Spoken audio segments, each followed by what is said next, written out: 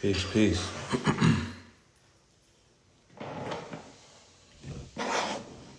Peace, y'all. What's good?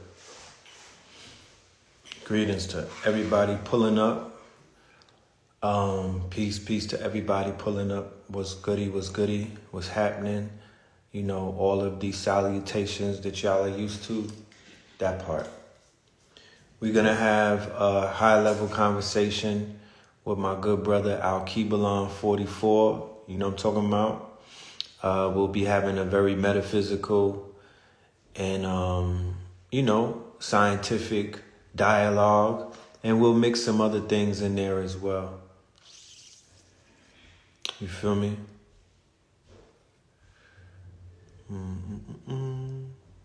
Yes, sir. Hip Hop DX. Higher vibrations is definitely the key. And I'm preaching to the choir. You know, I'm not just saying that to you. I'm saying that to myself as well. Higher vibrations, you know, break through the monotony. We are all here to experience life and what it has to offer. However, you know, overindulgence in too much of one thing is not healthy. You feel me? So nobody is saying that you've been sent here to this planet to be a fucking monk and whatnot. But, moderation is key. You don't want to be a victim, or you don't want to be addicted, or you don't want to have vices that could basically, turn into something more detrimental, if you understand what I'm saying. You know, if you can't control yourself, that will reflect itself all across the border. Think about that. So it could start out as a porn addiction, but it could turn into something more detrimental where you can't control your thoughts. You can't control your emotions. You can't control your urges and whatnot. You feel me? And you become a vessel for your demiurges. You don't want that. So go to war against your shortcomings and your weaknesses right now. You know what I mean? Don't allow it to become stronger than you. That would be my advice that I would give to you, young God. You feel me? But peace to everybody pulling up. Greetings. Good evening. You know, happy Wednesday, happy hump day, and all of that fly shit. That part. How is everybody, how's everybody's state of minds and states of beings and whatnot? I know everybody has their own frequencies and vibrations and whatnot, but I'm just giving out, love and light, you know what I'm saying? As they talking about the black moon solar eclipse, yes, the eclipse is on the 30th. Look into that. We're gonna talk about that with Alkebulan when the brother pulls up. We're gonna build on that, and we're gonna build on some of the things that that you could do to prepare yourself for that alignment. Scorpion King, part 2. Yeah. Inshallah. That'll eventually be ready when the time is right. You know what I'm saying? When it comes to music and shit like that these days, and just creative projects, I've just learned that I can't even put a date on certain things. It's really the timing on those is really about inspiration. You feel me? It's really dealing with the inspiration. The time has to be right. Stances have to be in alignment. The paperwork, all of the business got to be correct. It's just not as easy as recording and pressing, send anymore. You know what I mean? Like, stakes are higher. Salute to the God. Peace to the God. What's good with you, man? How's the family doing? How you doing, Red? I'm chilling, man. I'm chilling. No complaints, taking it one day at a time. Yeah, I'm feeling illustrious right now. I'm feeling real on my square. Let me say that. You know, I done took a deep dive down the rabbit hole last couple of days, you know, and again, I did my due diligence for the family to really, you know, pull out some information that's going to be very vital for you guys on April 30th on Saturday, 11 a.m. Right. Oh, Because so yeah, we're gonna be cooking. We're gonna be super cooking. You know what I'm saying? So again, it's information that you don't want to miss out. It's gonna be very, you know, scientific, you know, very you know, metaphysical. We taking it upstairs. You know, make sure you grab your pens and your paper, you know, because again, there's gonna be information that you may have not heard of. You know what I'm saying? But you know, it's vital for the family to really do the due diligence and do the work, you know, and make sure that you're scribing everything that's coming through and you know, picking up what I'm dropping. So, you know, Saturday, 11 a.m.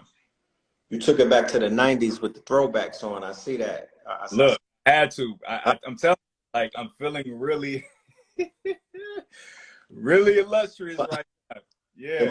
The man, you took it back to the bad boy era with them things You on. know, yeah, yeah. That's what's up.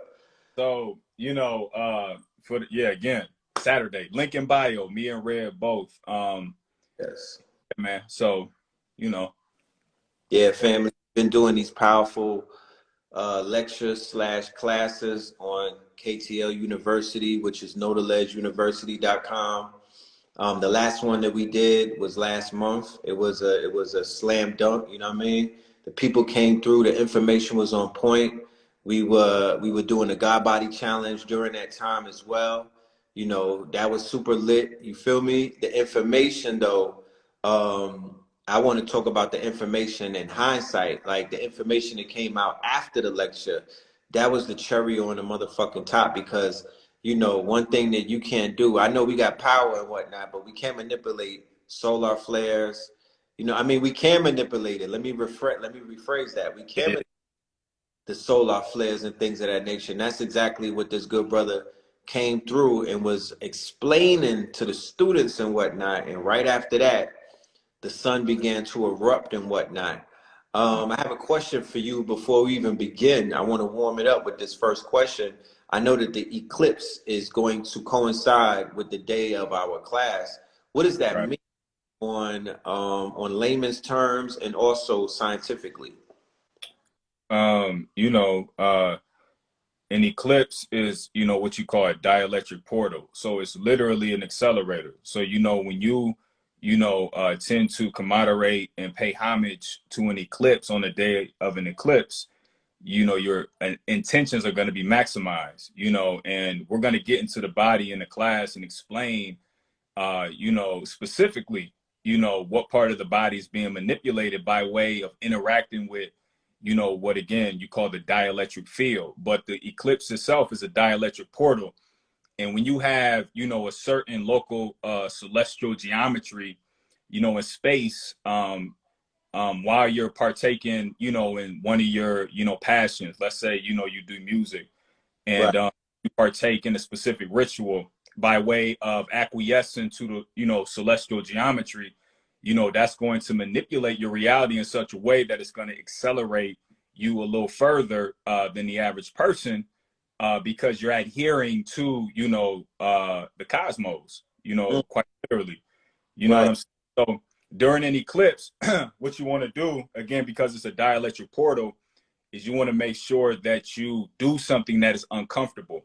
Again, the body is a crystal, right? The body is piezoelectric. So when you apply a level of stress or compression on the body, which will be uncomfortable or uncomfortability, then you generate a charge. So during a solar eclipse, what you want to do is put yourself in a place of uncomfortability. So like I always use the example, if public speaking is uncomfortable for you, what you want to do during a solar eclipse is public speak, Mm, right? okay. And while you're in the middle of that ritual, in that moment, what you're doing is not only honoring the ancestors, but you're placing your body and fashioning it in such a way that you allow the matter in the body to acquiesce to the light that's coming in from the cosmos. So by doing something uncomfortable during a solar eclipse, once you get out on the other side, you're going to notice a level of abundance that's going to come by way of people, opportunities, experiences. Because in the moment of the eclipse, while you are uncomfortable, again, the body is a crystal. So you're applying compression to it by way of what you call a longitudinal wave. A longitudinal wave is a sound wave. It's a compression rarefaction wave. So you're in the middle of a nodal point while you're doing an eclipse, which is a level of compression. And because the body is a crystal, while you're uncomfortable, you're generating a charge. So when you get out on the other side, again, you're going to maximize the output because you fulfilled a ritual that you promised yourself that you were going to do during an eclipse.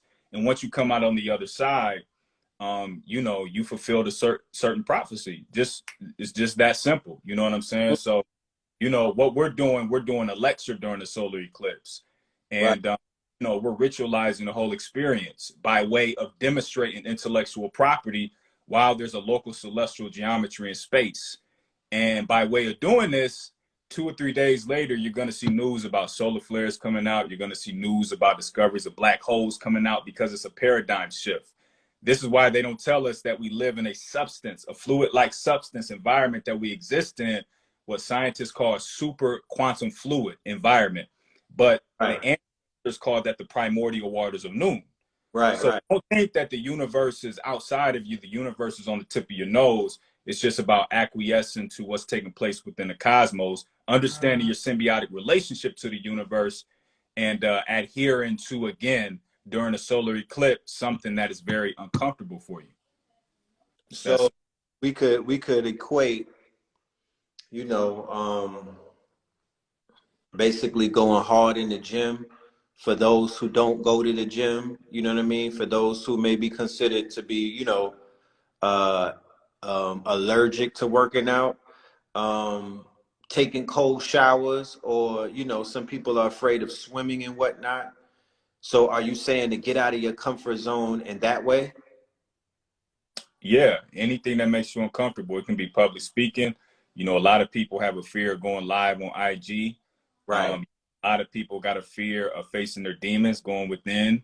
You know, a lot of people have a fear. It can be something as simple as, you know, kind of an example of what you said, you know, jumping into a pool of cold water, or it can be something as, you know, you experiencing going into the woods, you know, and meditating at 12 o'clock at midnight, pitch black, you know what I'm saying? Putting yourself in a state that's very uncomfortable, you know, because in that moment, once you cross that threshold, you're going to recognize that not only fear is an illusion, but also too, you're telling the universe that, you know, you're ready for your, you know, your initiation per se. You're ready to take the next step into your consciousness. And you know, again, it could be anything that's uncomfortable. Me personally,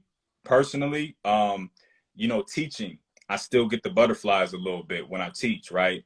So my level of uncomfortability would be, you know, teaching on the 30th, because, you know, Right. that's, and I'm still getting accustomed to and used to doing, you know. So by me doing that, you know, I'm fulfilling a self-fulfilling prophecy in that moment. And once I get through it and come out on the other side of the eclipse, you know, there's going to be a level of, you know, opportunities and abundance that comes my way. But yeah, you That's know. interesting that you said that. Somebody asked, can the KTL lectures be replayed?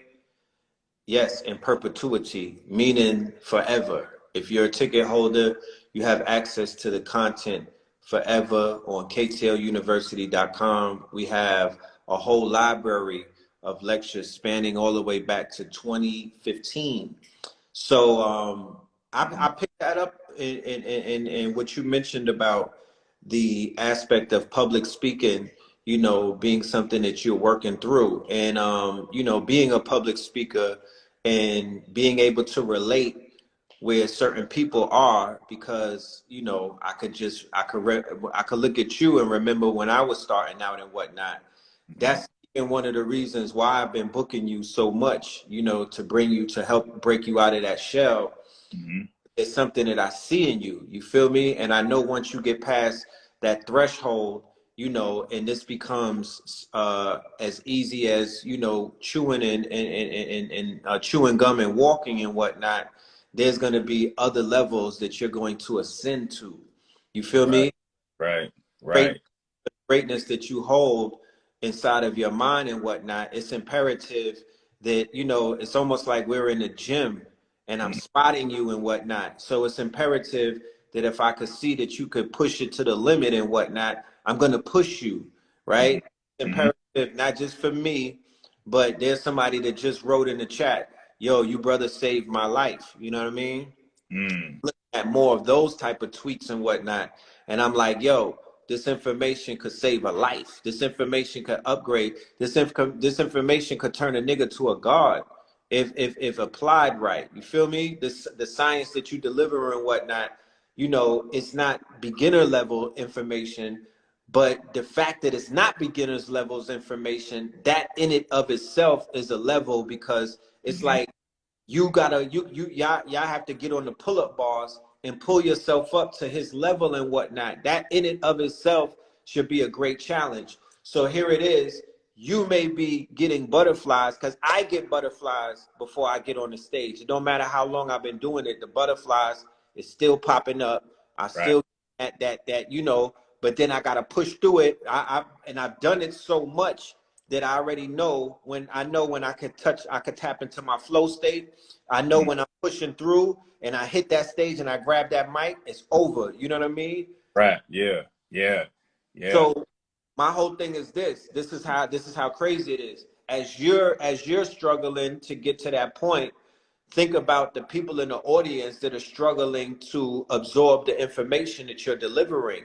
So they're uncomfortable just going to do the research. They're uncomfortable with going with repeating bigger words. They're uncomfortable with putting concepts together that's being given to them because sometimes they never heard this information before. But once they move towards it, once they begin to do a deep dive, once they crack open a book and whatnot, there you are. Right. Right. Right. And you know, I just want to give you and Blue Pills flowers while we're on here again. Like, this is an opportunity because for me personally, family, like, you know, I've always been studying. I've been studying for over 10 years, but as far as speaking and teaching, I've only literally been doing it for 1 year. You know what I'm saying? But, or I would say about a year and a half now. But, you know, it took the pillars, you know, because I understand the mythology, right? You Right. know, when you go through the pillars, you know, you reach another level in your trajectory, in your consciousness. You know, when you're dealing with, you know, different schools of occultism, right? So, you know, the pillars serve a very pivotal role, not only in other people's demonstration, but mine personally, right? And when I say pillars, I'm talking about blue pill and red pill, right? So I just want to commemorate and honor them, you know, and recognize the fact that, you know, it takes a lot of courage to really step up and again demonstrate a certain level of intellectual property that you've been keeping to yourself for so many years, and Right. now being on certain platforms and teaching. I've said it before, like you acquiesce to a certain level of energy, and you begin to identify yourself in certain ancient texts, literally, because what you're doing is you're embodying archetypes. And when we talk about these individuals that are on the walls, and we tend to, you know, marvel at them and, you know, recognize that they're our ancestors, we got to recognize that we are those ancestors that came off the walls and living in real time. So we're right here in front of you. So Right. that's something that needs to be, you know, recognized. And, you know, just getting through the level of uncomfortability with teaching in general is something that I'm in the process of doing. It's my uncomfortability. But like Red said, you know, when you get in that flow state and you start teaching, you black out, you know what I'm saying? And that Right. illusion of fear goes away. And you have no choice to tap into that collective conscience to pull down bars from higher dimensions and deliver it to the family because that's what's on your heart. Right. Right. So, you know, that's what it's about. I was doing an interview yesterday with Brother Richie Moon and whatnot, and he helped me go back into the DeLorean, and I was able to reminisce.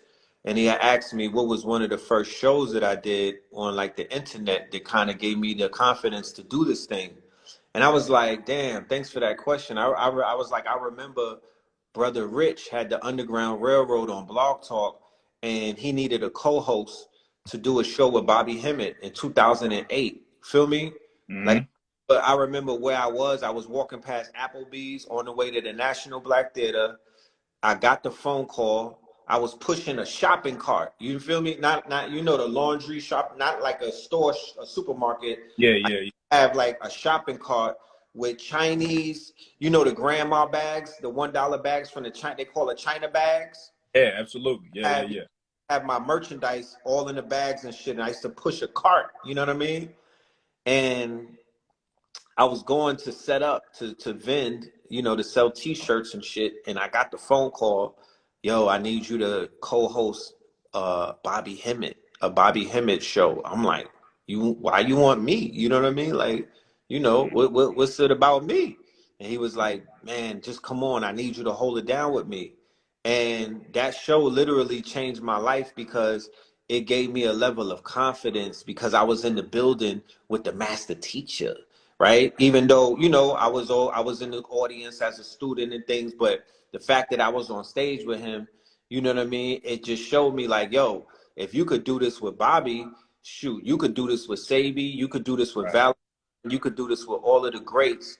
You know, you could actually build with them because that wasn't even really, you know, that wasn't a thought of mine at the moment. And I say all of that to say, when I see the position that I'm in, fast forward what the position that I'm in, I'm saying to myself, you know, I gotta be, you know, the same line that Rich threw out to me. That's the line that I've been throwing out to people for over more than a decade and whatnot, giving them the opportunity to get on these stages or get into these spaces or get in that good look, you know what I mean? And, you know, allowing people's genius to shine.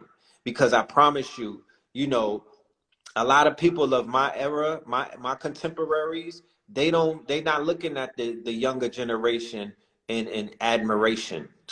Mm-hmm. They not looking at the ones that are coming behind them and pulling them up. They like, fuck them niggas. They don't know as much as I, you know, they talking crazy. They Talking crazy. credit the new class as if this shit is over and there's no more teachers that could fit on the stage. Like there's no more room for anybody. And I'm like, nah, y'all niggas is wrong. Like y'all in your ego and whatnot. You doing that old head corny shit. You feel me? Y'all Mm-hmm. trying to weaponize and you're trying to philosophize and sound mad deep. But when it's all boiled down, you niggas are really hating. Oh, this shit is over with. There's nothing left. You know what I mean? We need no nigga. There's a lot left in this shit. I don't know what you niggas is talking about. The world is constantly moving. They discovering new species, my nigga.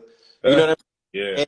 And new teachers deserve their shot because Yes. there's new ways of interpreting the information. There's new languages. There's a whole new language out there called Web3, Mm-hmm. HTML, NFTs. There's a new language that was created while niggas was sitting on their back pockets. So I'm not going for that. I'm like, let's open up. The same way in hip hop. It's the same thing in hip hop with the old heads that be holding on to shit that's dried up and whatnot, and they won't give any type of credit to the younger generation, not realizing you was 18 before. You was rusty when you started out. You was on some stupid shit. Give these niggas a chance. You Right. know? Right, right. I mean, we haven't even seen what we call the conscious community at its peak yet. We won't see that at a completion until, you know, way beyond 100 years from now. I mean, it's a continuous evolving cycle. It's no end. You know what I'm saying? That's the gift of the universe is that Look, it exists in an infinite void. So, boy, right. Time is centrifugal. I mean to cut your wisdom. My question would be is when 1920s, when Marcus Garvey was on the scene, when Noble Drew Ali was on the scene, when Elijah was on the scene, and they had memberships in the tens of thousands, what mhm, was that considered? That wasn't called the conscious community, but it was a community of people who were conscious because they were receiving information that was considered to be cutting edge at that time. 100 years later, we're here. We're back to where we at. We got spiritualists in the community, occultists, metaphysicians. We got healers and helpers. We got historians. all of these colorful characters and whatnot. Yeah, you got some names that are attached to controversy, and some of them have proven to be charlatans, but you had the same thing 100 years ago. Do your motherfucking research. There was some top billers who had fell off back then and got and were exposed and things of that nature. The same thing that we see today. So it's like you're saying, time is centrifugal. I know that 100 years from now, there's going to be a whole new batch of teachers and intellects doing what they do, and they're going to be talking about the ones who stood tall in this day and age or this epoch and whatnot, the same way that we're talking about, and we're wearing shirts and articles of clothing with Garvey on it, with Noble Drew Ali's face on it, with Elijah, with Father Allah, and all of these things. So yeah. That's a fact. Yeah, you know, history always repeats itself. Like you said, time is it's centripetal convergence, right? The universe is always trying to upgrade itself. It upgrades itself by way of us doing the work here in the physical reality, right? So the more information that we take on, it's a topological descent of information that's coming through by way of what you call a dielectric acceleration. So gravity that we experience when we throw something up in the air and it comes down, that's a topological inheritance of information coming through. So as we are going through these laws, what we call these universal laws of, you know, the 7 Hermetic universal laws, one of them is the law of vibration. So as we are continuing to oscillate in and out of existence, when we oscillate out of existence, we are upgrading the universe with the information that we're taking on in real time. So things will begin to change, and history will always repeat itself because, like you said, time is centripetal. It's a centripetal convergence. And that specifically represents the fact that history will always repeat itself, but the aesthetics will look different. So you'll have a Noble Drew Ali, but it'll look a little different. 100 years from now, you'll have another Noble Drew Ali, another Marcus Garvey. Again, the conscious community will look completely different 50, 60, 100 years from now. We won't even see, we can't even begin to fathom what that will look like. But it's up to individuals like us, you know, in real time in 2022 to begin to write the narrative and change the script. That's why I do my due diligence, you know, with the lexicon that I speak, to really speak verbiage that people may not be familiar with. And I couch it in a very scientific text, because what I'm doing is just referring back to what our ancestors were involved with, right? There were engineers, there were scientists, they were in the astrotheology, you know what I'm saying? So it's time to stop marveling at what our ancestors were involved with and actually begin to demonstrate that in real time. Right. Excellent analogy. I wanted to veggie back off of what you said about writing ourselves into the future. I'm a self-identified Afrofuturist. I identify myself as one. And I'm of the understanding that, you know, even though we may not have a complete idea of what it's going to look like in 100 years, I feel that we have the right and the ability, and we also have the audacity to create in our mind's eye and put on paper what we want, rather than to sit around and wait for chance, because that negates all of the motherfucking teachings that we've been sitting around, you know what I mean, learning. That negates all of the hours that we've spent at the feet of the masters and whatnot, because what I'm saying, what I've learned and what I walked away with is that you know what I mean? Because we sit around and we marvel over Jack Kirby and Stan Lee. We marvel over the quote unquote authors of these books that were written in the 15 and 16 and 1700s. We marvel over, you know, the movies that come out that certain futurists like Philip K. Dick, the Octavia Butlers of the world wrote. You know what I mean? Niggas are sitting around, I can't wait till Black Panther Part 2 comes out. Well, a lot of these scripts, I can't wait to see what Marvel the Universe is. You know, they revealed the Illuminati in the Doctor Strange trailer, right? But I'm wrote the Illuminati, and I'm not, and it's not, the Marvel Universe created their own Illuminati with like Professor X and a whole bunch of other people and whatnot. And I'm like, they wrote that shit decades ago. Right. It's now coming to the silver screen to do what? To influence your babies that were not even born when that shit was written in the comic books. That's a fact. And Yeah. And off what you said, you know, these individuals have 100-year plans, 200-year plans, so they already thinking ahead. Like you said, the difference between you know, others and us is that you said it specifically. You hit it. You hit the nail on the head. Is that we have the audacity. We have the audacity to change the narrative, right? And what Right. I'm beginning to personally recognize is that we literally, because you know, we call ourselves gods and goddesses and things of that nature, but we get too comfortable with those titles to where we just bask in that glory of labels, right? But when it comes to actually demonstrating that in real time, when does coincidence just become truth, right? Right. So bearing witness to the fact that we literally have the power to manipulate time and space in real time, right? So, you know, when you hear, you know, Blue Pill talking about he's putting on lectures and 2 or 3 days later, solar flares are going off, right? Or, you know, when I'm putting together numbers and colors and I'm delivering patterns and, you know, you see a plethora of individuals now wearing the color. You know, again, like Red said it specifically, we have the audacity to change the narrative, right? But it's not necessarily just that alone. We're behind closed doors actually taking on certain level of information that is allowing our mind to equip itself with specific tools to be able to do some of these things that we demonstrate in real time, right? Right. So, you know, again, like you said, the audacity. Yeah, I'm glad you said that. I didn't think about it like that, but we have the audacity. That's Right. key.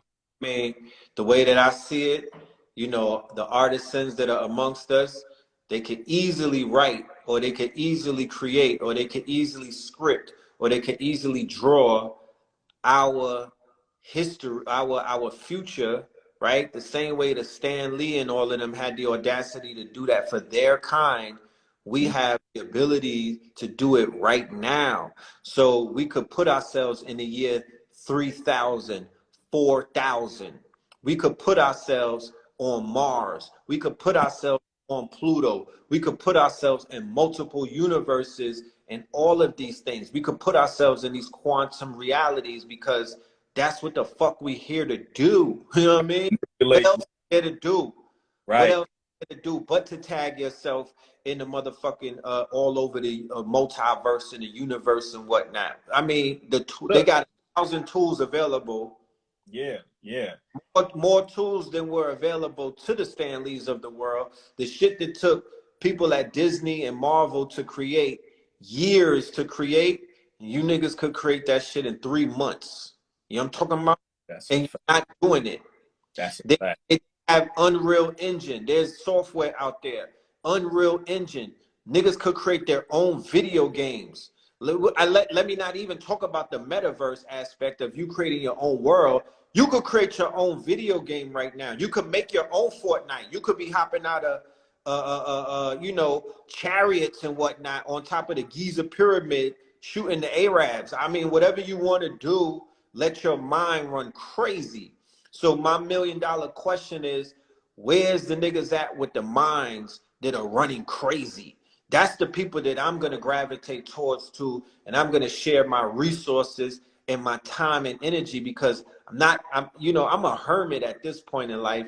I don't even make when I pop out as a special appearance, I'm not wasting my time standing around, you know, burning Yeah. up gas just to be seen around niggas, and it ain't nothing being done, and nothing is being created, and no kind of intellectual property is being created. Nothing for the future is being meshed out. I need to bend the fucking spoon. I need to be around people that's bending spoons and whatnot. That's the type of time that I'm on. If that's not the case, I'm chilling with my son. That's a You feel fact. That's a and fact. how to breathe and shit. I'm in the fucking backyard with my feet in the grass. If there's nothing to do, there's not gonna be the regular shit that we've been doing because I'm off that right now. We in a whole nother epoch. There's been bookends where time has fucking folded over each other. The 2020 conjunction, December 21st, that was one bookend. Then 222, that was another bookend. So you mean to tell me we still doing the same shit? Mm-hmm. Mm-hmm. And again, like I said, the ancestors weren't privy to having the opportunity to, identify certain things based on names that were given to them. And what I mean is they had the mindset and understanding that reality can be manipulated. So they weren't taught by a second hand to call the sun a sun. They weren't taught by a second hand to call the moon a moon. So you got to understand, when they first bear witness to these things, what in their mind, what was going on in their mind? Like what did they see the sun as, specifically? Before we were taught what the sun represents based on somebody else's perspective, more specifically, somebody else's perspective that has a limited perspective on reality based on biologically them not having the capacity to absorb the whole electromagnetic field, right? So we got to understand, we don't even know what we're looking at. And I was sitting in the crib a couple of days ago, the sun was out, and I'm just thinking, like, there's a big ass ball of plasma in the sky right now that is delivering heat, information. Like, what are we doing? Like, again, we're in a whole different time. So when we're talking about the age of Aquarius and the age of knowing, that's quite literally what we're in. We're in the age of knowing. So you got to get up every rising and know that you're going to have an amazing day. You got to get up every rising and know that you're going to meet the people that's going to put you on the right trajectory to get you to where you want to go. You got to know these things. That self-doubt got to go out the mind. And you got to, again, acquiesce to the understanding that you are a God in real time. And we are those individuals that literally came off the walls and we're here in real time, right? So, it's all about just having a level of confidence and having a level of bravado about you, and using your ancestors just as an anchor, understanding that we came from a very intellectual group of people, so it's important to not only understand that, but again, for you to continue to keep doing the work so that the universe acquiesces and obeys to whatever you put out in command. So right. And I feel that some of us, to come to this conclusion, or even the conclusion that I've been coming to, and I'm still in the process of coming to more conclusions. You know what I mean? It's it's an ongoing process, but this process didn't come about easily. These last 2 years, have thrown a lot of people in a lot of weird places, right? Because of the psyops that took place during the whole George Floyd thing, where niggas was on the path of being on some real conscious shit, then they went back to being woke. Oh, fight the power! Oh, fight the power! They went back to being victims and whatnot. They went back to the lower frequency of woe is me, victimhood, trauma bonding and whatnot. Niggas was out there twerking for the police. You feel me? And wearing Black Lives Matter t-shirts. You know what I'm talking about? I seen people who was considered to be enlightened fall right into that trick bag. Mm-hmm. The next year, people were getting pulled in multiple directions because of the Jabbington, right? The Jabberwocky and whatnot. They was supposed to get jabbed up. And that fucked up a lot of people and threw them off of their path and whatnot, not realizing that was a super test that a lot of us passed with flying colors and whatnot, that we were able to show, even with the pressure of family members and loved ones and everybody who you thought was on your side, you finally got to see what it really means in real time to be on the frequency and not to be on the frequency. What that shit feels like, what it tastes like, and what it looks like on some with a fucking foot on your neck. Not that other shit where niggas was comfortably saying, "Oh, I'm my family members, I'm the black sheep of the family, and when I want to eat my Impossible burgers, they're always bothering me." Or not that stupid shit. You know what I mean? That was preschool compared to the pressure that you got Nana with the 2 elbows putting wild pressure on you at the Thanksgiving dinner table. You gonna pack your shit and leave if you don't take that shot. I'm trying to tell you, Jesus, take the whale. You're not gonna get no collard greens if you don't take that shot. You know what I mean? It was pressure. Yeah. And then there was a moment where our children were in danger. Remember that shit? Absolutely. Yeah, absolutely. So to go through all of this is psychological warfare. To come out of that and to just quickly snap into the fifth dimension mode where you're like, yo, I'm a god. You know what I mean? The ancestors are with me. I could call the ships. You know, what the fuck? Like, how does that shit happen? You know what I mean? How do you go from that to being on some motherfucking Jedi shit? Just like that. Please explain that to me. Well, see, and that's key to understand because, you know, going through the experience with, you know, the George Floyd scenario and, you know, all of these things, right, that we were looking at that place a lot of people under victimhood.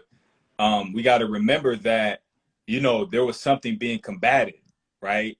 All these things that were taking place within the last 6-7 years was, you know, things that, you know, were to put us to sleep. But there was a strategic move to do that specifically.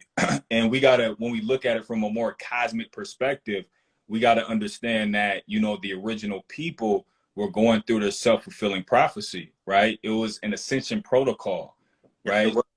You know, when you look at the year 2020, that was considered our jubilee, right? But that's when the coronavirus came out and really start peaking. Simultaneous, though, if you were paying attention, that's when they were coming out with news articles in reference to the sun beginning to wake up. You know, no coincidence they would, hold on real quick. There's no coincidence why they would name, you know, the coronavirus after the part of the sun that we cannot see that actually gives us our power, which is the crown of thorns, or the part of the sun that you can't see when you look out in the sun, right?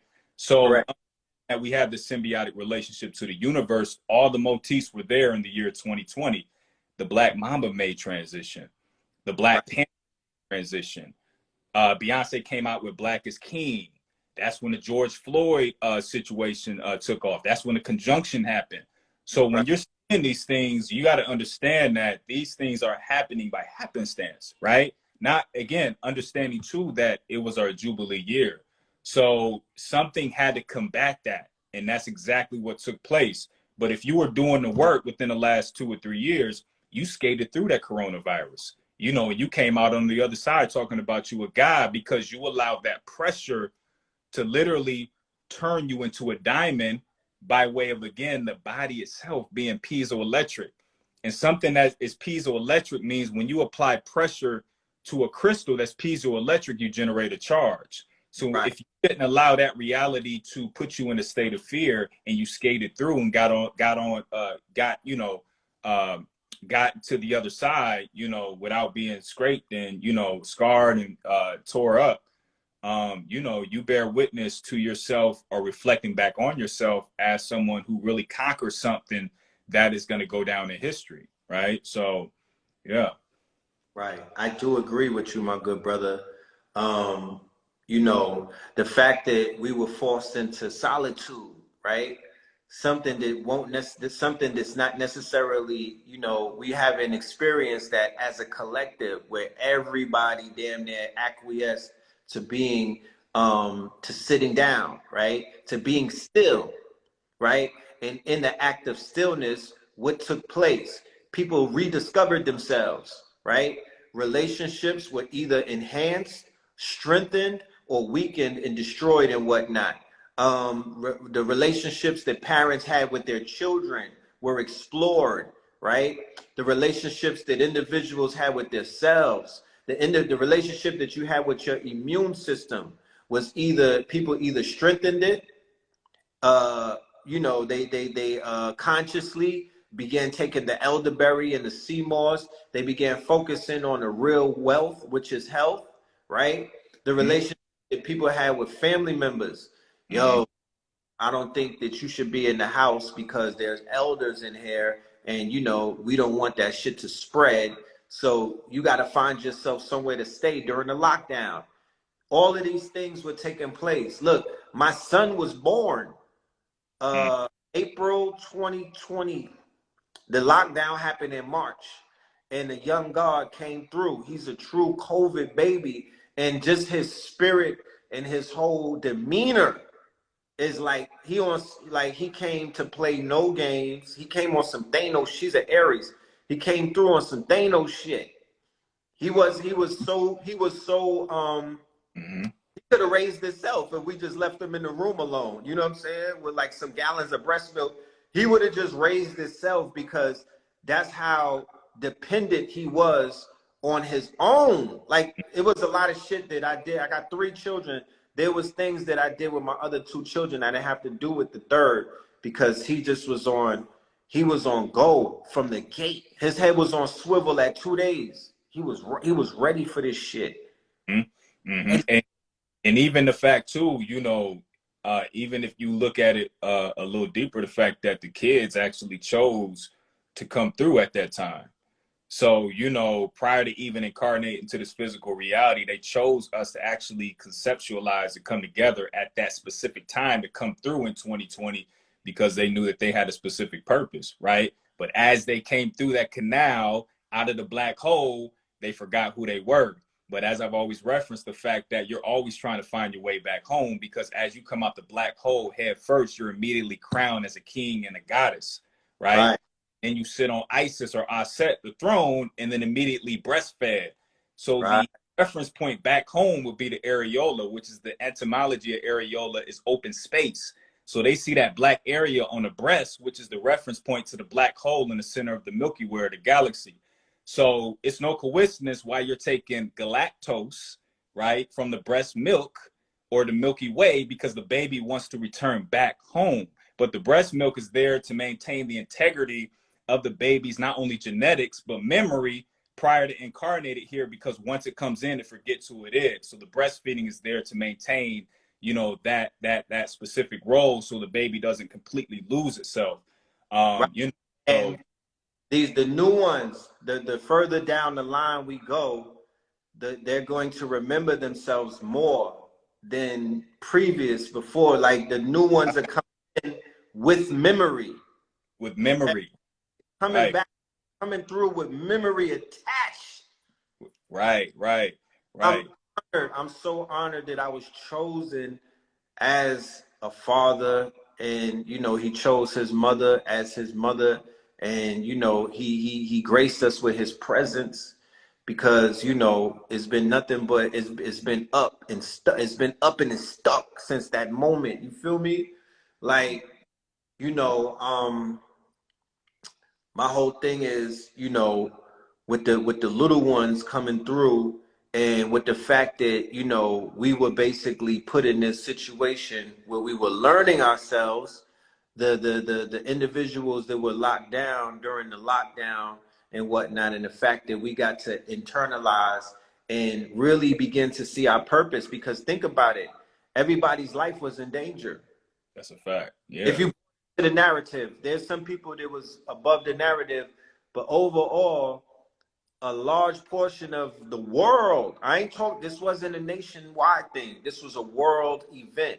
Their lives was in danger because there was a small period of time where they were like, yo, there's something out there that's murking people and we don't know what it is and we don't know how to control it, and we can't help you if your ass gets struck down. You just gonna have to pull up to the hospital, and then we're gonna put you on a machine to blow your lungs out. So people were dealing with levels of pressure that I don't even think that they haven't given us a moment to sit back and look back at. We still on the run. Niggas is still on Nori time. We haven't gotten a chance to breathe and whatnot. So we still in it. And I'm like, yo, I've seen it break people and I've seen it make people.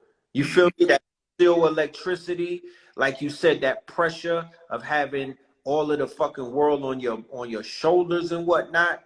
I've seen it make people lose their minds, but I've also seen it sharpen individuals up to where they on some mastery right now. And I'm like, my nigga, I'm proud of you. Look at you shining. You know what I'm talking about?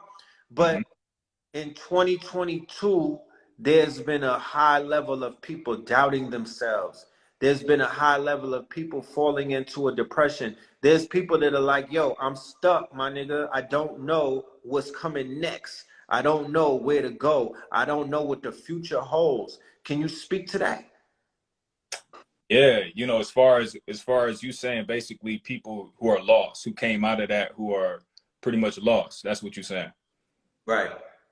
Um, yeah, like you said, we didn't even get an opportunity to really cope with what really took place the last couple of years.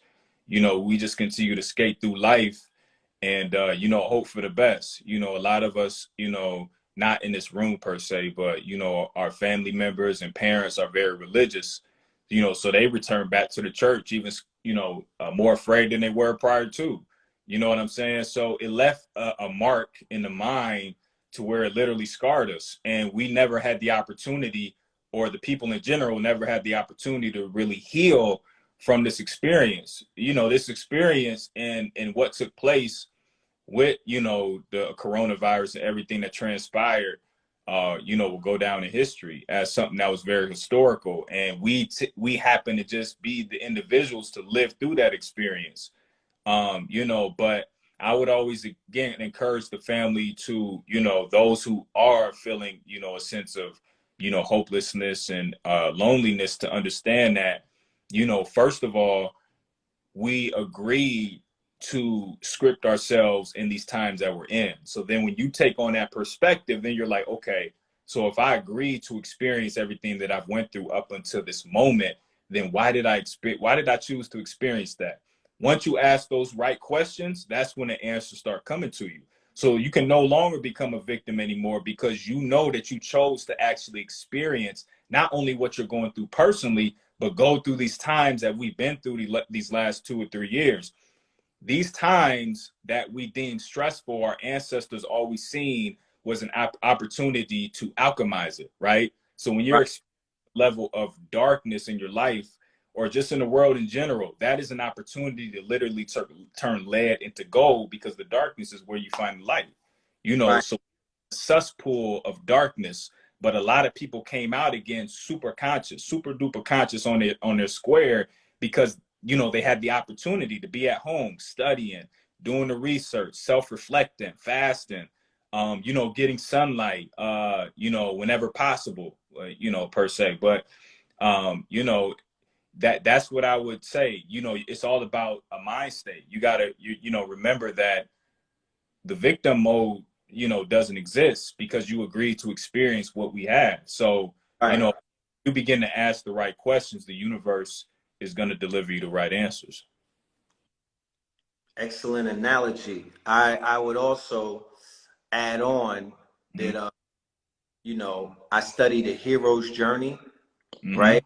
Mm-hmm. Especially the twin and identifying with the Heru, the hero creation myth coming out of the Papaval and whatnot. Mm-hmm. I'm an adherent to I call it the Heru journey. It's not the hero's journey. It's Hey, Ruth. the Heru journey, right? Because they got hero from Heru. Mm-hmm. I would highly suggest that anybody that's listening to this, they want to go a bit further in terms of their journey, just Google the hero's journey. Get into it. You know what I mean? It's a graph, it's a chart. But when you Google it and you do the research, and I'm gonna bring it up in the when I open up for the lecture, the illustrious illumination on the 30th, I'm Mm-hmm. gonna touch on the hero's journey and also show where it shows up and damn near all of the quote unquote blockbuster movies that Hollywood put out. They continuously use this formula to And tell, yeah. Mm-hmm. especially the epic stories like Lord of the Rings, The Matrix, and things of that nature. So it's an easy Google. It will help you. There's a book that you could get, Joseph Campbell, A Hero with a Thousand Faces, to even further get a better understanding about what this shit really is. And then you could place yourself on that journey and see where it is that you are. You may be in that dark period on the hero's journey where it looks like there's nothing fucking that there's no possibilities, there's no answers. You may feel like you're in a super dark place and whatnot. You may feel like you're in the proverbial limbo, right? You're in limbo. You may feel like you're lost, but that is dealing with the hero's journey. Embrace that shit. Like the good brother just said, this is the opportunity for many of us to do what? To tap in. This is the opportunity for many of us to do what? Do that work. that shadow work. And that's something that I'm going to pose to the good brother when he gets back and whatnot. What is his interpretation of the shadow work? What up, TS Bay? What's good, my guy? You know, that is, he put a link. There's a link in the bio for the hero with 1,000 faces and whatnot on thriftbooks.com. Go and get that, please. Go and check that out. And it's a very good read and whatnot. But it's gonna help you not just on this journey, but on many journeys that you're gonna go through in your life. You know, and you'll see the irony how your life is lined up to that graph. Mm-hmm. Oh, Mm-hmm. before your connection dropped, I was gonna ask you, good brother, Mm-hmm. what is your interpretation of doing the work? Because everybody, that's the catchphrase of 2022, doing the work. We're doing the work. You gotta do the work. If you want to make it to the fifth dimension, do the work. You know, what the fuck is the work? And how could we qualify the work, right? When there's so many different interpretations of the work. So what's your interpretation of it? Well, see, you know, when we use these titles like God and Goddess, you know, God itself just means force and power, right? So when you're talking about doing the work, that's a verb. God itself is a verb. The word itself is a verb.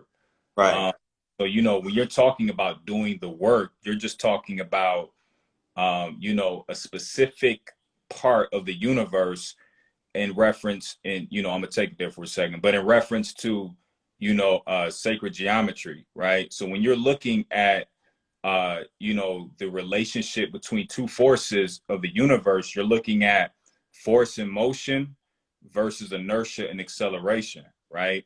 These are four components that make up the universe, and a specific geometry to recognize that is what you call a toroidal donut or a torus field, right? So that's what we all have around us. Everything in nature has a magnetic field that has a conjugate relationship to itself by way of two motions, a counterclockwise and a clockwise rotation, which is force and motion, which is what is responsible for the action that you put into your work. And inertia and acceleration is responsible to the thought that you crystallize in the mind by way of an intent. So the minute I think a thought, boom, I have a specific intention. It's immediate. It's instantaneous action at a distance. I can think about what I want to do, you know, in 2 hours, and boom, it's there. That's inertia and acceleration. But there's another piece to it, though.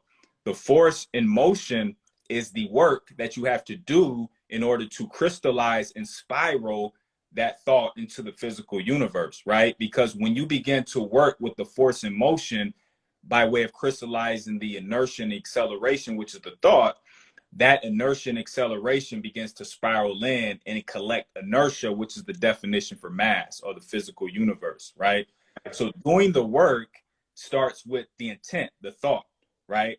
And then once you want to crystallize that thought, you begin to do the work, which is force and motion. It's that simple.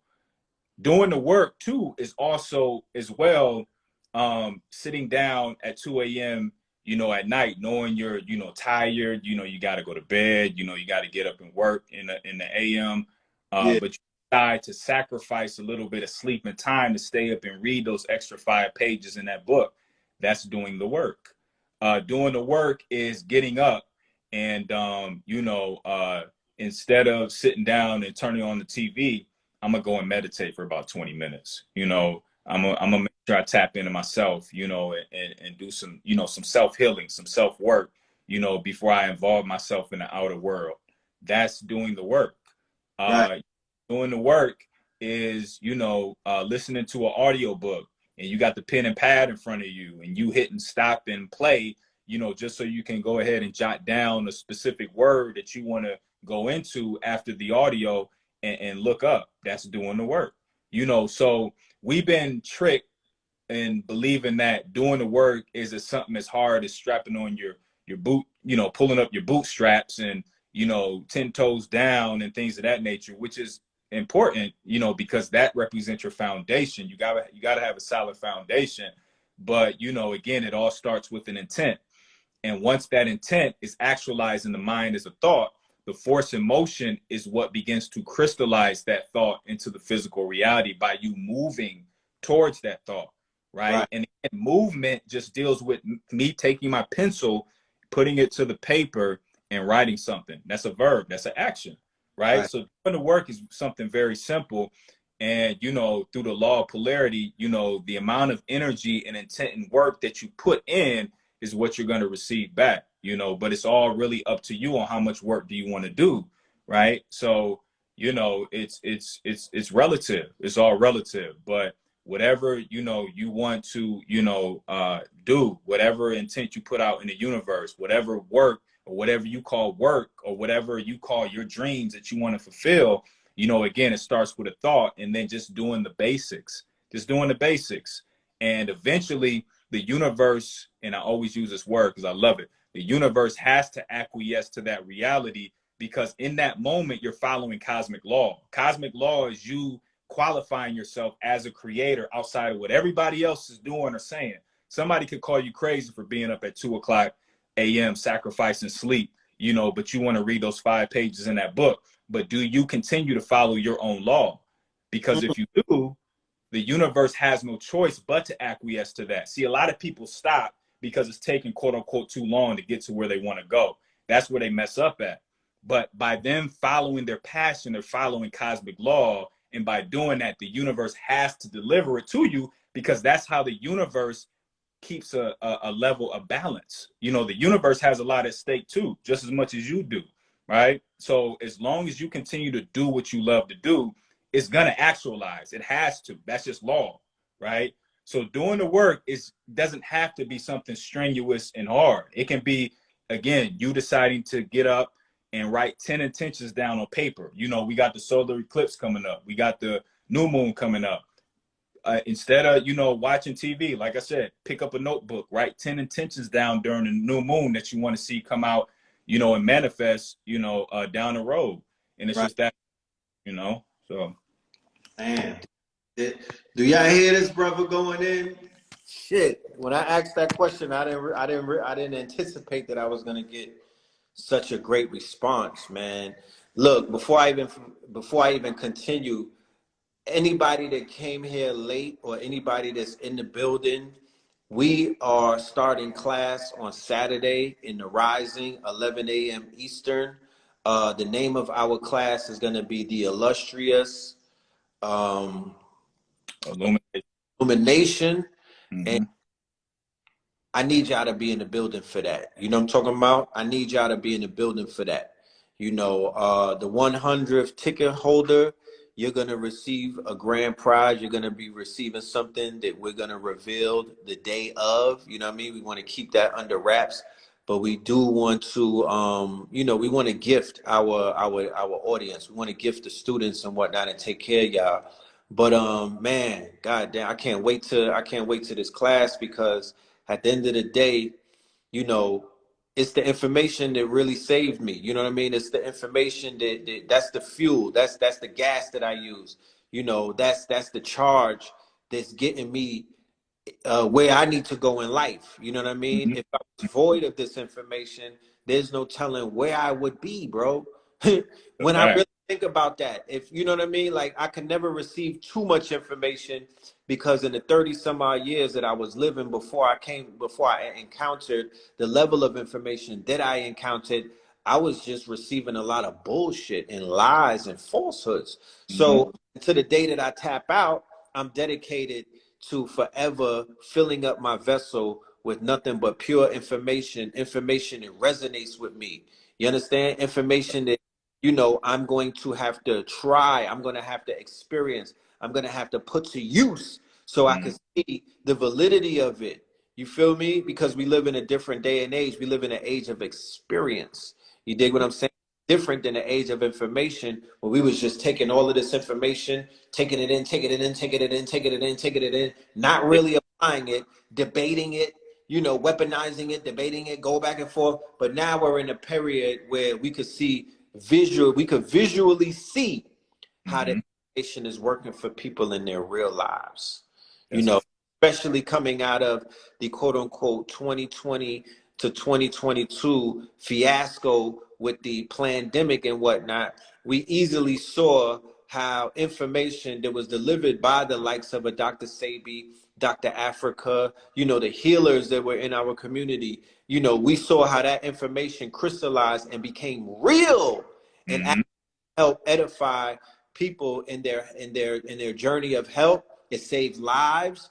It Mm-hmm. helped create you millionaires and whatnot. It paid people's bills, and it allowed them to be quote unquote verified and authenticated, in a world where they were being overlooked. That's a fact. Yeah. And shout out to Phil Valentine too. He'll be on Black Magic tonight. As a matter of fact, he should be on now at 9 o'clock. Shout out to Brother Rich too. Right. Shout Um, out to Rich Black 363, the master teacher, Dr. Phil Valentine. Yes, sir. yeah, so like Red was saying, a lot of these teachers, Phil Valentine, Bobby Hemmett, all these OGs, who are demonstrating 20 years ago, everything they said, they caught a lot of flack for saying it. People couldn't foresee what they were talking about. They were way upstairs with it back then. You Right. know, Guys, I could give you horror stories about what Mama Pill went through in the 80s when she was rolling with Dr. Sebi. I could tell you how they would clown my mother and say, "Oh, she eat rabbit food," and she not feeding her children, and all of these. She don't have a job. What the fuck is her story? She used to get a lot of hate from people who was hating on a beautiful black woman who was basically her own boss doing what the fuck she wanted to do when people were really locked into that slave mentality. We talking that late 80s, my genius. We ain't talking about this evolution that took place where everybody's their own boss. We talking about where it was thin to not work for the white man back then. yeah. That's crazy to think about because, Mama Pill was doing what a lot of people are just starting to do today. She was doing that back then when it was a lot harder. You know what I'm saying? We didn't even have, there wasn't social media back there and like Instagram and things of that nature. So, She couldn't upload her celebrity clients and show off like, right. So, yeah, nobody, niggas didn't know about that. You know what I mean? right. She was an afro, you know what I mean? Like she had some fucking audacity. That was the feel, that energy. Look at the audacity. Look at this nigga, Dr. Sebi. He's wearing sandals and no socks. He's talking shit. He's smoking weed. You know what I mean? Like we got it all, bro. We saw it. I saw it all. That's So wild. to see them get verified, to see their information receive verification and authentication, that is, it's poetic justice, bro, all around the board.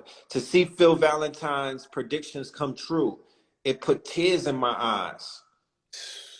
Bob, Yeah. Bill, Hakeem Bey, all of them. You know what I mean? Freeman Yeah. L.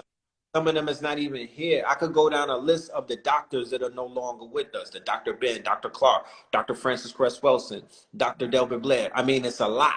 We have a pantheon of ancestors in the quantum realm that I've always said to the family, they will work with you and work for you. Don't overlook them and start running to, no. I don't know a lot of other ancestors. I know these ancestors and what the kind of work that they put. I know their energy. I know the intention. And I know some of them put in that work. Put Khaled on your shrine, on your altar, and summon his spirit. You feel me? Right. Put Jones on your shrine. Put Brother Dawood on your shrine. You feel me? If you need that smoke, if you need some work to get done, bring them up. You know what I'm saying? Because they work. And I'm glad you made that point because we always refer to the ancestors all the way back in, Kemet and the Dogons and things of that nature. But you got to remember, like, our ancestors are the Delbert Blairs, right? Our ancestors are the Dr. Bens, right? So, when you want to commemorate the ancestors, like Red said, put them on your altars. You know what I'm saying? Again, I got the name, Alkebulan from Dr. Ben. I was listening to Dr. Ben back then. So, I'm always paying homage to the ancestors. I'm always commemorating, the ones who made transition because these were the individuals, you know, whose school of thought that I was involved with, you know, at a young age. I was listening to, you know, even the ones who are here today, the Phil Valentines and Bobby Hemmets, you know, and things of that nature. So yeah, you know, I went through all type of schools of thought, you know. Somebody said Nipsey too. You damn right. Put that Oh, blue candle out and absolutely. and play his music and call on them. Mm-hmm. Mm-hmm. Call on them. The warrior spirit that resided in them, the messianic aspect of what they represented. Call on that. That's a fact. Yeah, yeah. Call, Yeah, if, Nipsey is an ancestor. Yeah, yeah. You know, young dog. I mean, we can go as far as to say that, but you know, it's the energy that they possess. It's that warrior type mentality and that energy that they possess that still is around, that's right? So play their music because the energy is in the music, right? mm, Like Sister Myra said, that the musician on this planet and this third dimension is of the highest order and whatnot because of the way that they harmonize the frequencies and whatnot. They're the magi. It's in the music. Oh, I'm riding on my enemies. Who's your enemy, right? It's right, all up for interpretation. The enemies could be the parasites in your fucking gut. The enemies could be your lower self, the weak version of you. The enemy could be whatever you want it to be. You know what I mean? You could say, I have no enemies, whatever. But the message, the energy is inside of their demonstration, which is their music. Pop Smoke, yeah, somebody put question mark Pop Smoke. Yes, nigga. yeah, Shake the fucking room. Yeah, that part, nigga. He had a messianic force to him. messianic force, right? He had a judge, no dead black man or black woman. He had a messianic force. He could shake the fucking room. You know what I'm talking about? I could use that force. I have Mm, a series called Fear of a Black and More Messiah. I have a series called American Gods. If y'all know class. what they here doing, I don't know what to tell you. If Mm-hmm. y'all don't identify certain energies that incarnate and whatnot that you can identify as ancestral energy, what the fuck? Then you need to just come to class a little bit more and tap further in because this shit is real. It's real deal. Yeah, it's real deal, you know. And we tend to forget about those who have made transition. But please believe these individuals still have an effect in human affairs on the daily basis. You know, they just tend to be vibrating at a rate that you can't physically pick it up with the physical eye. But, you know, trust and believe these individuals are still around, their essence, their aura, Right, you know. right. Like They, I identify Shango energy. I identify Ogun energy. I mm-hmm, identify Sekhmet energy. You mm-hmm, understand? These are the energies that I can identify in individuals from different walks of life, right? mm-hmm. Mm-hmm. Different walks of life. You don't have to be a celebrity. You feel me? You don't have to be somebody that's known. You don't have to be an artist. This energy exists in different individuals. It does. And like I said at the beginning of the live, when you put yourself up in this position of where you're teaching at this level and you demonstrate a certain level of intellectual property, the ancestors are going to ask you, you know, how tough are you? How much do you really want this? Because again, it comes with a lot of sacrifices. But at the same time, it comes with a level of power and energy that is coming from a higher source. So when we're talking about visuals like Aset or Asar or Ptah, you start to embody these archetypes and play out their actual scripts, you know, in real time. Like we spoke about again as well at the beginning of the live. You know, time is centripetal, right? History always repeats itself, right? So, you know, the aesthetics is not going to look like how it did when individuals played out Ptah or Asar or Aset in Right. Kemet, right? But you're going to recognize the fact that you're taking on certain energy and demonstrating that in real time. And people who are in your cipher also are there for a purpose as well, you know? So, again, Of disciples. right. Students in your circle. There's a Peter in your circle. You know, these are concepts. Like I said before, the hero's journey. If I was born in Crenshaw or South Central, my hero's journey is going to look different from somebody who was born in fucking Manchester, you know what I mean? Or in the suburbs and whatnot. Right. That's Right. that is gonna express itself differently. If Right. Ogun, if the energy of Ogun, if your aura is, if your crown is like Shango and whatnot, what you think? I'm gonna be up here teaching you niggas how to plant flowers. You feel me? I'm gonna be teaching you niggas how to breathe and whatnot. No, I'm gonna be in a motherfucking gang spinning the block making drill music.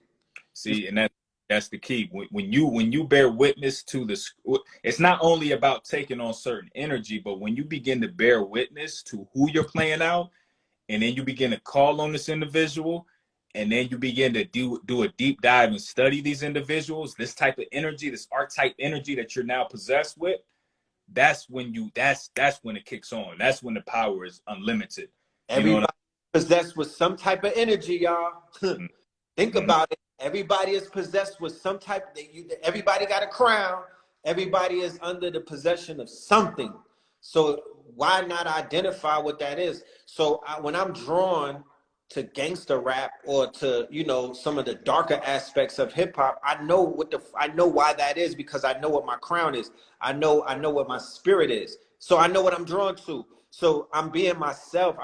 This is man, know thyself. I'm not shaming myself because I have to fit into the criteria of what these niggas have drawn up consciousness to be, which is an illusion, not real. That's a box. That's a jail. We broke through that box when we started wearing what the fuck we wanted to wear and talk the way that we wanted to talk. Because when I was in Harlem in 2005, I'm like, no, I'm not holding in my butt cheeks and trying to sound like I'm some nigga from fucking academia. No, I'm not doing that. I'm not coming out here, you know what I mean? I'm not faking the funk.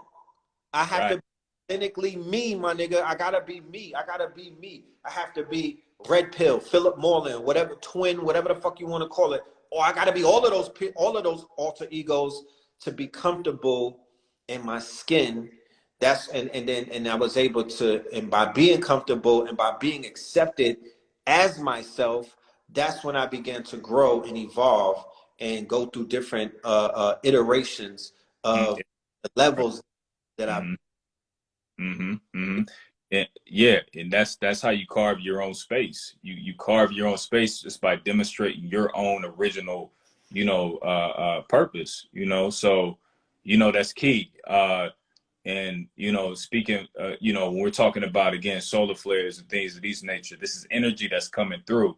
So those who've been following me always know that I throw a God body challenge during these certain events that are taking place within the cosmos, because I'm fashioning the body so that way it can prepare itself to receive certain type of energy and information. And we are talking about possession, right? So the etymology of enthusiasm is to be possessed by a god. So the key is always to remain enthusiastic. It doesn't matter what you're experiencing in life. And this is the reason why you even see the numbers that you see. So when you see these, what we call or deemed synchronicity or coincidences, by seeing the 44 and the 1111, when you see them, you already automatically feel that spark. And you're like, oh shit, there's that number again. It's Right, that enthusiasm that continues you to see the numbers. So that doesn't only happen with numbers. It happens with the experiences of you seeing your kids, when you walk through the door, run to you, and you're enthusiastic and you're happy. That happiness comes by way of enthusiasm, because what you're doing is you're phase locking into a specific energy that is going to allow nature to naturally synchronize certain experiences to reinforce those experiences to you, so you can always remain happy, because right, the universe is self-referencing. The universe is fractal. So as you continue to put out energy based on being enthusiastic by seeing numbers, you're going to continue to see those same numbers. So that right, is just evidence that you are a creator of your own reality, but it's about engaging in a specific energy by way of resonating physically at a specific place and always remaining there on the daily basis, no matter what you experience or go through. right. That's why it's been said that when you master your emotions, you're able to smile in the face of adversity. Doesn't matter about the stress levels and things of that nature, what you're going through. You're able to smile in the face of adversity. The great divine speaks through signs. And once you realize that, you'll realize that the universe been talking to you. You just been ignoring that bitch forever. You know what I mean? The universe been trying to have conversations with you through symbols, signs, colors, fauna, flora, all of the things where the nature is, you know, it expresses itself. It's been trying to have a conversation. You know, we just have to master the art of listening. You know what That's I a mean? The good that's a brother fact. said, being very enthusiastic about what the fuck is going on. Like when you have a sister who may be into the Orishas and whatnot, she'd be seeing yellow everywhere. She's like, oh, Oshun is showing up. You know, that's enthusiasm. You know what I mean? That way she knows that wherever she's going and whatever path she's on is the right path, because that color is like a marker and it's letting her know if we wasn't showing up, your ass was probably be going down the wrong fucking path and whatnot. So she's enthusiastic about her travels and her journey and even That's a a she may be with, because she sees the universe singing to her. That's a fact. And that's why, like I said, it's key to understand what you're looking at. If you don't truly know what the sun actually is, and you're going to continue to see the sun how we've been educated. But if I tell you that the sun is a hyperdimensional gateway that serves as a medium or a messenger between us and higher star systems, now when you go out to the sun with that little piece of information, not only do you have a higher level of appreciation for it, but you have a higher level of enthusiasm for it.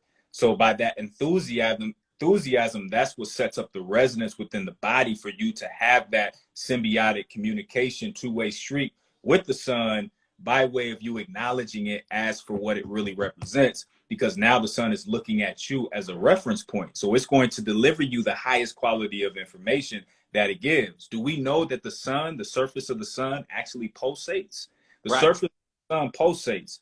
So when our ancestors were talking about always looking at a pulse, they always told you, when you look at Sirius, look at the pulse, because the pulse is the communication. And today, Western academia calls that the Dirac delta function, DIRAC delta function, because Right. they understood that a pulse, when you study a pulse is packets of wave energy that is coming to you that you can acquiesce to, but it's all about fashioning the body in such a way that you equip yourself with the information by, again, doing something as simple as doing the work, which is what? Being enthusiastic. And that's Right. it. Look, when I was sun gazing this rising, right? I was covering one eye and I was staring through the sun. When I got through all of the glare and whatnot, I noticed that it was a dot, it was a ball and whatnot.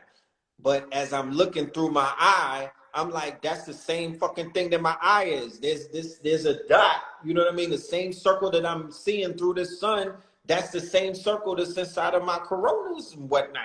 You know, I'm like, yo, there's a connection taking place. So Yeah. like you said, once we are able to look through that portal and whatnot and tap into higher dimensions, man, oh man, like It's about a it's a done deal. Do we know that we have a corona radiator in the brain? Do we know that the ovum, prior to, being one of the 12 out of the 13 to penetrate the ovum has a corona radiator around it. So as we incarnate into this physical reality, we have to go by way of the sun. And if you look at the ovum, it looks just like the sun. Before the sperm penetrates it, you being the 13th out of the 12 that penetrate the ovum, right. representing Christ consciousness. So as we then come into the physical reality, we also leave out of here through the sun. So that's why it's important while we're here to do our just due and study the information and understand what we're actually looking at, as opposed to looking at it through the eyes of individuals who don't have our best interests at heart. So that's why, again, like I said, me and Red both do our due diligence to deliver information that you may not even have heard of. So when I'm talking about optimized translation of vorticity, when I'm talking about longitudinal interferometry, when I'm talking about quantum chromodynamics, when I'm talking about gravitational lensing, when I'm talking about phase conjugation, these are all scientific terms that is going to put you in a place to understand not only how nature works, but how you can acquiesce to it by biologically resonating with the universe, resonating with nature. So, it's just, again, key to do the work. That's the message of today. Doing the work. Doing the work doesn't have to be something strenuous. Doing the work is making sure that you pick up that book and you read those 5 pages that you've been putting off for the last 2 weeks.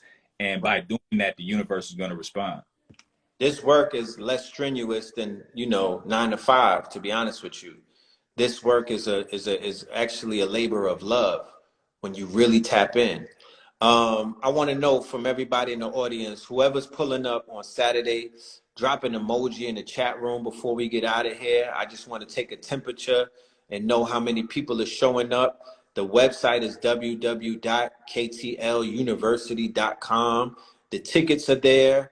When you buy your tickets, that's where you'll be going to watch the lecture. You don't have to worry about anything about following up, because you'll get an email the day of the lecture and you'll just be able to log right in and you're there. And it will be recorded. It will be available in perpetuity, meaning after you buy your ticket, it will be available to you forever. So you could pause it, rewind it, do your research, go to Google, buy the book or whatever that's being recommended. You know, whatever's taking place, you could basically treat this like a full-on a college course, because that's the level that we're approaching our edification of the information. And we're starting at this level, and it's only going to go up from here. Okay? Only Yeah. going to go up from here. So we're doing this out of a labor of love, because when I look around in this community, or when I look around within this network, or when I look around, I see a lot of students and they want to learn. So we want to teach. And that's a match made in heaven. So thank you for everybody for locking in with us. This is just a glimpse of the conversations that we will be having on Saturday. The information we'll be doing visual slides and whatnot. So you'll be getting a higher level of the information that you'll be able to resonate with. And to do it in the rising is very important, because I promise you, I've done lectures 3 in the morning, midnight, 10 p.m., but the lecture that I did in the rising at 11 a.m., that shit really stuck with. I was able to retain a lot of information. It just hit differently when the sun is out and you getting this information. It hit different. You'll see what I'm saying when you pull up. You know. Yeah, yeah. You know, with that being said, you know, pull up 11 a.m., April 30th, the illustrious illumination. The link is in my bio. The link is in Red's bio. And, you just got a little small snippet of what we will be speaking on, on Saturday. So just make sure you pull up. And again, do your due diligence and do the work. Do the work is pulling up to the lecture and making sure that you get some self-fulfillment out of it by getting some information that's, again, not even privy to the public, but we're delivering it in such a way that you can get it and take it home with you and utilize it in real time. Yeah, that part. Love and light to everybody that's out there.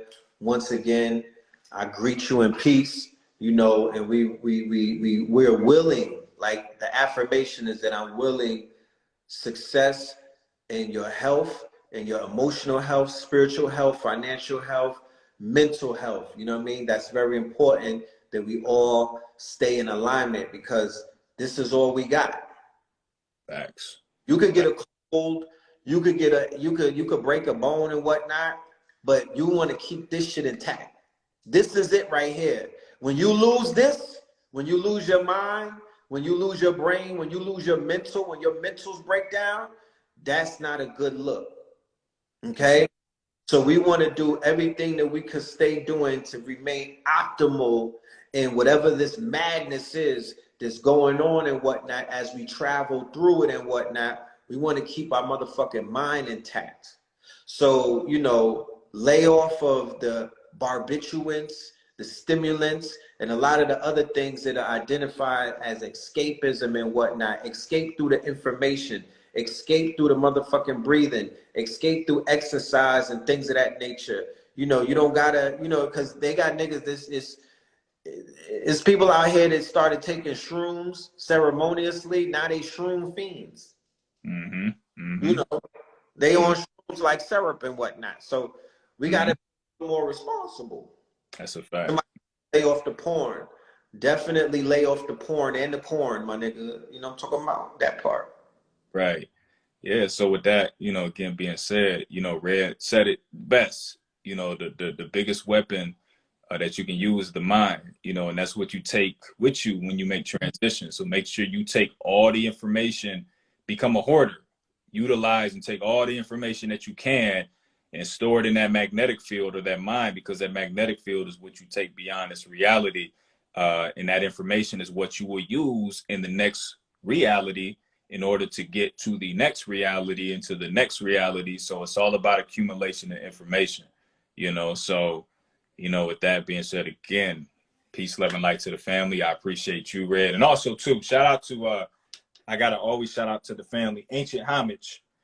Right? Oh, that's so, shout out to Ancient Homage. Yes. Yeah. So if you want to know where I got the hoodie from, Ancient Homage. Yeah, shout out to Red Summer merch. Yeah. That Red Summer merch. Yeah. New music coming. Go and check out Black Magic 363. We got a new song called Resurrection. But the rollout for the music is gonna come. So we're gonna make that shit manifest during the summertime when the summer hits, Juneteenth and all of that. Yeah, that part. So it's been a beautiful build, man. I feel even better about everything after this monumental discourse with you, my good brother. You know what I mean?